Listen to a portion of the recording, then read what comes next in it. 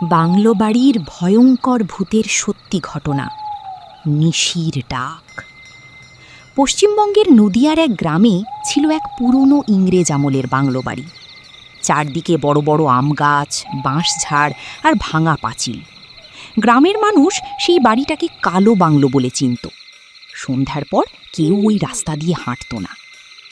লোকমুখে শোনা যেত বহু বছর আগে ওই বাংলোয় এক জমিদারের পরিবার থাকত। এক ঝড়ের রাতে রহস্যজনকভাবে পুরো পরিবার নিখোঁজ হয়ে যায়। শুধু বাড়ির কাজের লোকটা বেঁচেছিল। সে নাকি বলেছিল, রাতে একটা মহিলা সাদা শাড়ি পরে দরজার সামনে দাঁড়িয়েছিল। তারপর একে একে সবাই হারিয়ে গেল। এরপর থেকেই বাড়িটা ফাঁকা। 2022 সালের শীতকাল। কলকাতা থেকে 4 জন বন্ধু, অর্ক, শুভ, রিজু আর নীল, ভিডিও বানানোর জন্য ওই বাংলো বাড়িতে যায়। গ্রামের লোকেরা অনেক নিষেধ করলেও তারা শোনেনি। এক বৃদ্ধ চায়ের দোকানদার শুধু বলেছিল, রাত 12টার পর কেউ যদি নাম ধরে ডাকি, পিছনে তাকাবি না। বন্ধুরা হেসে উড়িয়ে দিয়েছিল কথাটা। রাতে তারা বাংলোর ভেতরে ক্যামেরা বসায়। ভাঙা জানালা দিয়ে ঠান্ডা হাওয়া ঢুকছিল। ঘড়িতে তখন রাত 11:45। হঠাৎ উপরের তলা থেকে ধূপ ধূপ শব্দ আসতে শুরু করলো। অর্ক বলল, চলো দেখি। ওরা টর্চ নিয়ে ওপরে উঠল, কিন্তু ওপরে গিয়ে দেখে পুরো ঘর খালি। শুধু এক কোণে পুরনো কাঠের দোলনা নিজে নিজে দুলছে।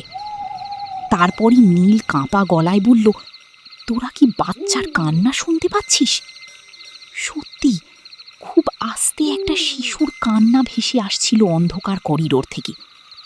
ঠিক তখনই নিচ থেকে কেউ ডাকলো, অর্ক, নিচে আয়। গলাটা ছিল শুভর মায়ের মতো। অর্ক নিচে নামতে যাচ্ছিল। হঠাৎ বৃদ্ধের কথাটা মনে পড়ে গেল। কিন্তু রিজু পিছনে তাকিয়ে ফেলল, আর তাকাতেই তার মুখ সাদা হয়ে গেল।